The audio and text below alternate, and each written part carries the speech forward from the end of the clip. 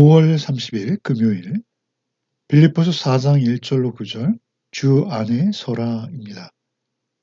사도께서는 빌립보 성도들에게 주 안에 굳게 서고 서로 화합하며 항상 기뻐할 것을 권하시죠. 아무것도 염려하지 말고 감사로 기도하라 하시고, 그러면 마침내 마음과 생각을 지키시는 하나님의 평강이 너희를 지키실 것이다 라고 말씀하십니다. 그리고 이제 이어서 항상 마음에 담아둘 것들을 열거하시고요. 그것들을 행하라 당부하시죠. 먼저 1절로 3절을 읽겠습니다. 그러므로 나의 사랑하고 사모하는 형제들, 나의 기쁨이요 면류관인 사랑하는 자들아, 이와 같이 주 안에 서라. 내가 유오디아를 권하고 순두계를 권하노니 주 안에서 같은 마음을 품으라. 또 참으로 나와 멍에를 같이 한 내게 구하노니 복음에 나와 함께 힘쓰던 저 여인들을 돕고, 또한 글레멘트와 그 외의 나의 동역자들을 도우라. 그 이름들이 생명책에 있느니라. 사도께서는 빌립보 성도를 향해서 나의 사랑하고 사모하는 형제들이라고 두 번씩이나 반복해서 그 사랑과 사모함을 유감없이 드러내십니다. 그리고 이어서 나의 기쁨이요 면류관인 사랑하는 너희라고 부르시죠. 면류관은 운동 경기의 승리자에게만 주어지는 것이죠. 빌립보 성도들이 영적으로 성장하고 그리스도인으로서의 삶을 성실히 살아내는 것, 그것이 그에게는 가장 큰 기쁨이요 자랑스러운 승리의 면류관과 같다라고 말씀하시는 것이죠. 그리고 앞서 사랑하고 사모한다라는 문장을 시작하신 사도께서 다시 세 번째로 사랑하는 자들이라고 부르십니다. 얼마나 그 애틋한 사랑이 드러나는지요? 그리고 권고하십니다. 주 안에 서라. 여기서 서라라는 이 군사 용어는 한번 말씀드린 적이 있습니다. 적군을 향해서 대오에 흔들림 없이 각자 자기의 자리를 지켜내고 꿋꿋이 서 있는 자세를 서라라고 말하는 것이죠. 그 명령하는 모습이시죠. 그들을 넘어뜨리려는 그 도전이 거세다는 것입니다. 그래서 뿌리를 굳게 내리고 흔들림 없이 그 자리를 지키라고 하는 것이죠. 특별히 2절에 유오디아와 순두계라는 두 여인이 서로 다른 마음을 품고 있는 것이 분명하죠. 각각 권하시는 것은 무엇입니까? 주 안에서 한 마음, 같은 마음을 품으라 하는 것입니다. 앞서 이 꿋꿋이 서는 것도 주 안에서 한 마음을 품을 때만 꿋꿋이 설 수 있는 것이죠. 주, 곧 예수 그리스도 안에 있을 때 그들은 각자 바르게 설 수 있고 한 마음으로 주의 사역을 감당할 수 있는 것이죠. 주 안에서 하나다라는 것입니다. 한 성령 안에 있다는 것이요. 교회가 주의 몸인즉 한 몸에 속하는 것이죠. 에베소서 4장 4절 이하의 말씀처럼 말이죠. 성령이 하나 되게 하신 것, 곧 몸이 하나요 성령도 한 분이시니 이와 같이 너희가 부르심의 한 소망 안에서 부르심을 받았느니라. 주도 한 분이시오 믿음도 하나요 세례도 하나요 하나님도 한 분이시니 곧 만유의 아버지시라. 이렇게 말씀하시거든요. 특별히 오늘 보면 3절에 나와 멍에를 같이 한 내게 부탁하니 저 두 여인을 하나 되도록 돕고 글레멘드와 나의 모든 동역자들을 도우라 하십니다. 그들 모두는 그 이름들이 생명책에 있다고도 하시죠. 사도와 멍에를 같이 메웠다는 것이죠. 그것은 무엇입니까? 예수께서 예수님과 함께 멍에를 지라 초대하시지 않습니까?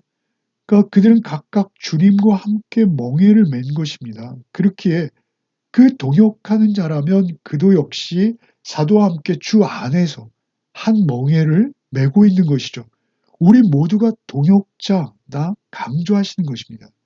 때로는 갈등합니다. 심지어 다투기까지 하죠.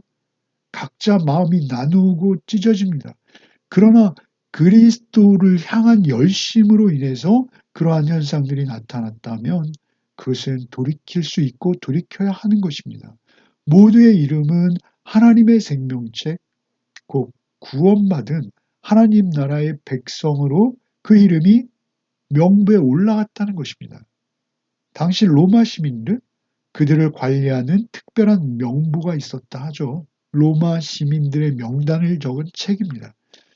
그러나 그거에 대한 그들의 큰 자부심보다도 이제 빌립보 성도들은 놀랍게도 하나님께서 관리하시는 하나님의 생명책, 그 책에 기록되어서 하나님께 기억되었다라는 것을 그들에게 선언하시는 것입니다.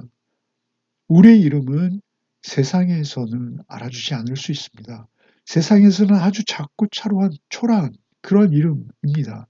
그러나 주님 안에 있다면, 주 안에 우리의 이름은 하나님의 아들께서 피로 값주고 사셔서 하나님의 생명책에 기록해 주신 그 명단에 포함되어 있는 것입니다. 그렇게 우리는 때로는 넘어지고 때로는 실수할지라도 다시 하나 되어서 회복할 수 있는 것이고, 서로 돌보아 가며 하나님 나라의 일들을 넉넉히 감당하게 된다라고 하시는 것이죠. 4절로 7절을 읽겠습니다. 주 안에서 항상 기뻐하라. 내가 다시 말하노니 기뻐하라. 너희 관용을 모든 사람에게 알게 하라. 주께서 가까우시니라. 아무것도 염려하지 말고 다만 모든 일에 기도와 간구로 너희 구할 것을 감사함으로 하나님께 아뢰라. 그리하면 모든 지각에 뛰어난 하나님의 평강이 그리스도 예수 안에서 너희 마음과 생각을 지키시리라. 이 4절에 다시 두 번씩이나 반복해서 역시 주 안에서 기뻐하라 명령하시죠. 이 기뻐하라라는 말씀은 1장에서 2번, 2장에서 5번, 3장에서 1번, 4장에서 2번씩이나 등장하죠. 이런 종류의 기쁨은 여건과 상황이 좋아서 감정적으로 기뻐하는 그런 기쁨이 아닙니다. 오히려 감옥에 갇혀 있을지라도 하나님과의 관계가 회복되어 하나님과의 바른 관계에서 오는 그 내면적인 환희인 것이죠.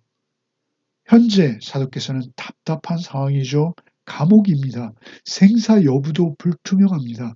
그런데 기뻐할 것을 명령하십니다. 자신은 물론 기쁠 뿐만 아니라 그들에게도 권하는 것이죠. 너희는 주 안에 있다. 그러니 기뻐할 수 있다. 이렇게 말씀하시는 것이죠. 그 기쁨은 우리가 주 안에 있을 때 언제나 그 믿음을 근거로 해서 우리의 감정의 흐름을 바꿀 수 있는 기쁨이 우리의 선택이 된다는 것입니다. 우리의 선택의 문제가 된다는 것입니다. 5절에 너의 관용을 모든 사람에게 알게 할 것인데 이유는 주께서 가까우시다 하는 것입니다. 관용은 상대의 입장을 헤아리는 너그러운 마음이죠. 너희가 억울한 일을 당해도 너그러운 마음으로 그들을 용서하라. 내가 주님과 가깝다. 이것은 두 가지 의미가 있습니다. 주 안에 거하기에 주님과 가깝고요. 또 주님께서 곧 오실 것이기에, 반드시 다시 오실 것이기에 그 시간은 분명 언제가 되었든 점점 가까워지는 것이죠. 그래서 주님께 맡기라는 것입니다. 그들의 잘잘못이 있거든 주님에게 맡기고 너는 오직 관용을 베풀라. 6절에 우리가 암송하는 구절들이죠. 우리가 너무나 사모하는 구절입니다. 아무것도 염려하지 말고 모든 일에 기도와 간구로 너희 구할 것을 감사함으로 하나님께 아뢰라 하십니다. 우리에게 얼마나 많은 염려와 걱정과 근심이 있는지요. 건강의 문제, 재정의 문제, 앞날에 대해서, 우리 자녀에 대해서 날마다 염려와 걱정을 우리는 만들어내고 있죠. 그러나 사도께서는 금지를 나타내는 현재 명령법으로 염려를 중단하라 하십니다. 닥친 문제에 대해서 걱정하거나 초조해하거나 불필요한 관심을 쏟지 말라는 것입니다. 그렇다고 사도께서 염려를 외면하라 이렇게 하신 것만은 절대 아니죠. 아무것도 염려하지 말되 오직 모든 일에 기도와 간구하라고 하십니다. 모든 일에 염려가 아니라 기도와 간구로 대체하라는 것입니다. 염려가 될 때 기도와 간구로 그것을 대신하라는 것입니다. 기도와 간구는 여기 일반적인 기도와 또 간구한다라는 건 필요한 것들을 구체적으로 아뢰는 것이죠. 그렇게 아뢰라는 것이죠. 그런데 여기서 특별히 감사함으로 아뢰라 하십니다. 중요한 것은 감사함으로 아뢰는 것입니다. 이 감사는 하나님의 응답을 미리 신뢰하는 태도입니다.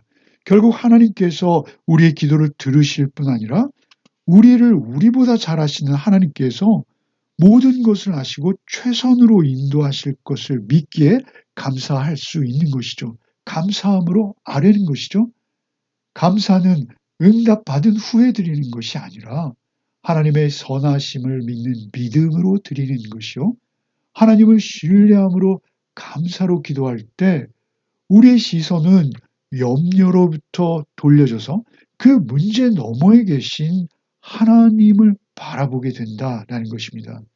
그때 7절에 그리하면 모든 지각에 뛰어나신 하나님의 평강이 그리스도 예수 안에서 너희 마음과 생각을 지켜주실 것이다 라고 하시죠. 7절은 그리하면이라고 시작되죠. 우리가 모든 염려를 맡기고 기도와 간구로 감사하고 아뢰면 모든 지각에 뛰어난 하나님의 평강이 우리에게 임하신다는 것입니다. 여기서 지각에 뛰어난 평강 할 때 그 지각이 뛰어나다라는 것은 우리 인간의 이해나 지성으로 알 수 없는 신비로운 지각이라는 것입니다. 깨달음이죠. 그 신비한 하나님의 평강, 곧 우리의 언어로 설명할 수 없는 어떤 초월적인 평강이 하나님께로부터 임하셔서 우리의 마음과 생각을 지켜주신다. 이런 평강은 기도의 결과로만 오는 하나님의 선물이라고 말씀하시는 것입니다. 세상의 일시적인 그리고 표면적인 그런 평강이랑은 확실히 구별되는 하나님의 평강은 영원하고 본질적인 평강입니다. 그 평강이 우리의 마음을 지켜주신다. 지킨다라는 것은 원어로 파수꾼을 의미합니다.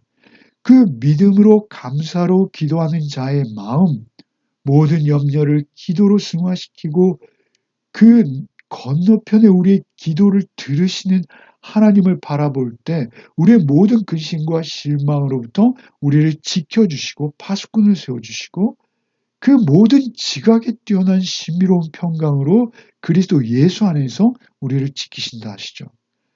예수 그리스도를 통해서 하나님과의 관계가 회복되어지고 또 하나님의 임재 앞으로 나갈 수 있기에 그 하나님의 평강이 또한 임하신다라고 하시는 것이죠. 오늘 하루도 이 기도와 간구로 구할 것을 감사함으로 아뢰시는 우리 모두가 되기를 바랍니다. 그때 지각에 뛰어난 하나님의 평강을 그리스도 예수 안에서 누리시며 또한 그 평강의 통로로 그 하나님의 놀라운 기도의 비밀을 전하는 자로 하루를 살아내시기를 바랍니다. 8절과 9절을 읽겠습니다. 끝으로 형제들아 무엇에든지 참되며 무엇에든지 경건하며 무엇에든지 오르며 무엇에든지 정결하며 무엇에든지 사랑받을 만하며 무엇에든지 칭찬받을 만하며 무슨 덕이 있든지 무슨 기림이 있든지 이것들을 생각하라. 너희가 내게 배우고 받고 듣고 본바를 행하라. 그리하면 평강의 하나님이 너희와 함께 계시리라.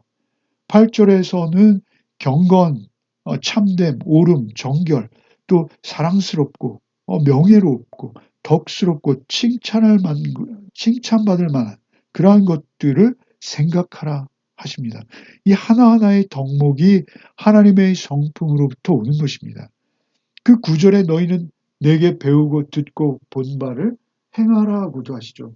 8절에 선한 것들을 생각하라 하시고 9절에 행하라 하십니다. 결국 생각한 것들이 우리의 행동으로 드러나게 되는 것이죠. 우리가 그리스도 예수 안에서 특별히 주 안에서 그 생각이 머물 때 8절의 그 선한 성품들이 자연스럽게 우리의 매일의 삶 속에서 우리의 마음과 생각에 자리 잡는다라는 것이죠. 그 생각의 보따리가 어떠냐에 따라서 우리의 삶이 달라지는 것이죠. 그 평강의 하나님께서 너희와 함께 하시는 것을 경험할 것이다. 이렇게 말씀하시는 것이죠. 지금 우리가 9절을 읽고 있습니다만 앞서 7절에 하나님의 평강이 우리의 마음과 생각을 지키실 것이라 하셨죠. 그런데 여기 9절에서는 평강의 하나님 이렇게 표현하시죠. 하나님 자신이 우리와 직접 함께 하시겠다라는 더 큰 약속의 선언입니다. 하나님의 생각, 하나님의 성품을 우리 생각 보따리 안에 늘 생각하고 있지 않고 그것을 우리가 행할 때, 하나님 뜻대로 행할 때 하나님께서 우리의 삶에 임재하시고 그 평강의 하나님이 우리 안에 계신 것을 경험하게 된다. 이렇게 말씀하시는 것이죠.